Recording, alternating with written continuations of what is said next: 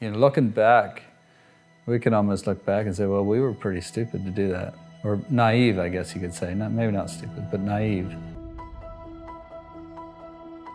Why solar? That's a good question.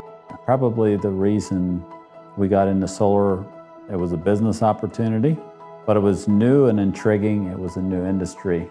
And of course, that was exciting to us. We didn't know much about it, but we knew it was a growth opportunity that we had.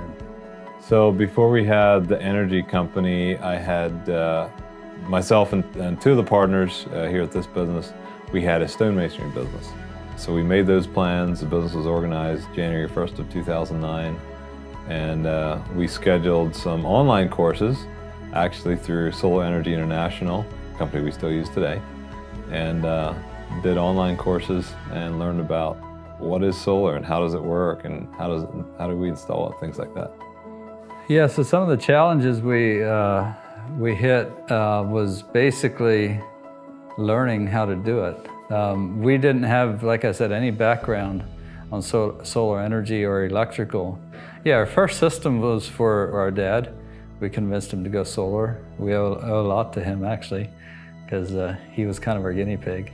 And I remember getting off the roof, going into the house, and pulling out the instruction manual that came with the product, and just trying to figure it out from there.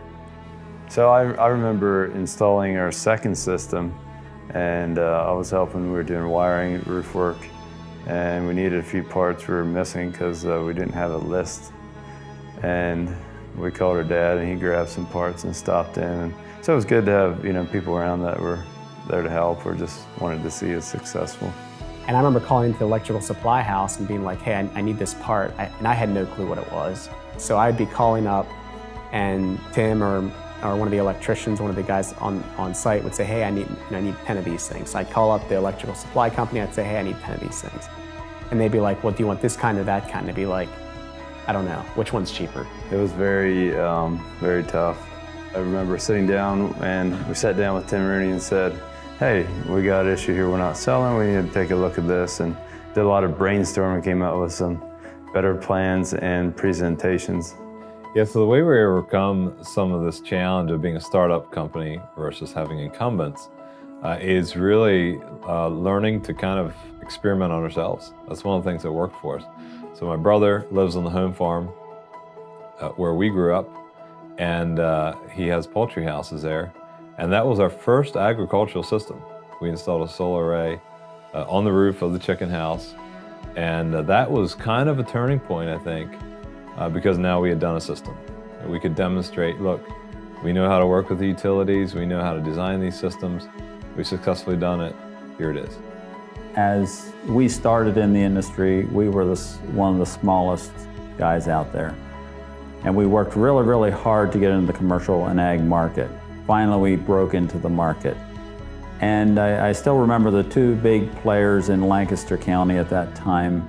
The companies were huge, and we didn't know if we could actually keep up or catch up or what the end game would be.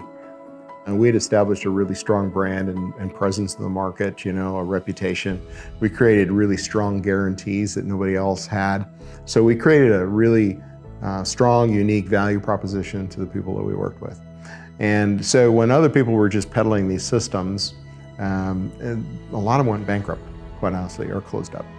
And so we made a decision within pretty much after the first year to go ahead and to spread our risk to keep our company going well and move into other markets. So we moved into New York and Massachusetts and New Jersey. We put branch offices in New York, in Ohio, and Maryland, and we have more than that now. And that's been our key to success, is we really have a presence that's bigger than your local guy that's down the street. So when I look back over the last 10 years, there was a lot that I would have done differently, but also a lot that I wouldn't change. There was a lot of good things that happened. A lot of things sort of fell into place. We didn't know what the future held, but we made decisions and kept moving forward. And in looking back, I can see the hand of God in this whole situation, where It's more than just us making good decisions. It's God working things out, knowing what's in our future. And so we saw a lot of really good things happening, and there's not a lot I'd change. Hard memories sometimes, but good memories.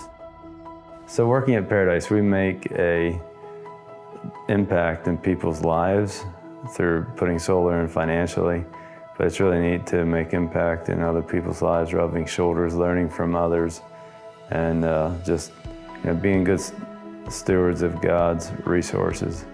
What Paradise Energy means to me is it's a good place to work, it's a fun place to work, it's a rewarding place to work, but I think probably the biggest thing is it's a place where I know that what I do matters.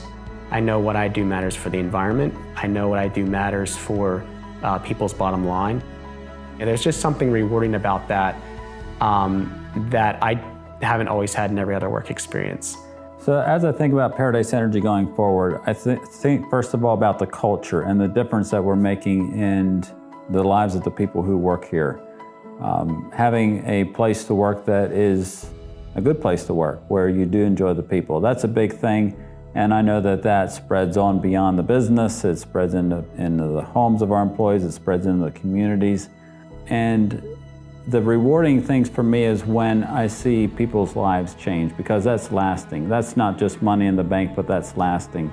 When I hear feedback from a customer saying, I never had an experience with a company like this before, when I see people change their attitude about business because they've had an experience with us, that's big stuff for me. Paradise Energy Solutions, I believe, is positioned very well to capture emerging markets. We were able to gain significant market share in the solar industry and in our space of the solar industry as the market emerged, and we feel like we're positioned well to do that. I think of things like, again, the energy storage. I think of the operation and maintenance for solar arrays, large solar arrays that other companies have built, and I think Paradise Energy's brightest days are yet ahead of us. And there's maybe technologies that we don't even know about yet that Paradise Energy is going to play a key role in. Business isn't complicated. It's relationships with people. That's what I've learned over the years. And I think that's what's going to help us going forward. Relationships with our team members and relationships with our customers, I think, is what makes or breaks a business. We have a wonderful team at Paradise. I think we're going to continue to be great solar professionals. And I think the solar industry is very much going to evolve and change in coming years. And I believe Paradise Energy is positioned very well to be a leader as the market evolves and changes.